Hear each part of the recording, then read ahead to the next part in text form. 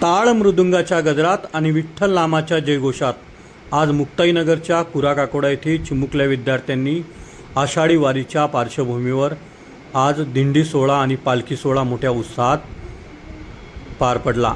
एकंदरीत आज दिनांक 24 जुलै 2026 रोजी मुक्ताईनगरच्या कुराकाकोडा येथील अभिनव इंग्लिश स्कूल्स तसेच अशोक फडके माध्यमिक विद्यालयच्या संयुक्त विद्यमानाने आज मुक्ताईनगरच्या कुराकाकोडा येथे दरवर्षीप्रमाणे याही वर्षी चिमुकल्या विद्यार्थ्यांनी टाळ मृदुंगाचा गजर करत पुरा शहरामध्ये विठ्ठल नामाच्या जयघोषात पालखी सोहळा काढला।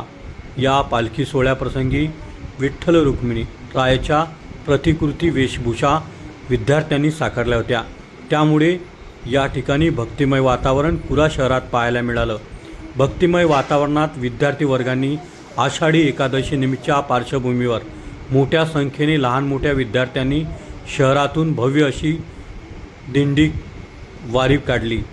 त्यामुळे चिमुकल्या विद्यार्थ्यांनी काढलेल्या या वारीनिमित्त सर्वांचं लक्ष वेधले गेले होतं। या प्रसंगी संस्थेचे पदाधिकारी, शिक्षक, शिक्षिका सह सर्व स्टाफ या ठिकाणी उपस्थित होता आणि टाळ मृदुंगाच्या गजरात हा सोहळा पार पडला। त्यामुळे या सोहळ्याप्रसंगी मोठ्या संख्येने विद्यार्थी वर्ग उपस्थित इथून दरवर्षीप्रमाणे यावर्षी सुद्धा आषाढी वारी निमित्त आम्ही दिंडी सोहळा काढतो।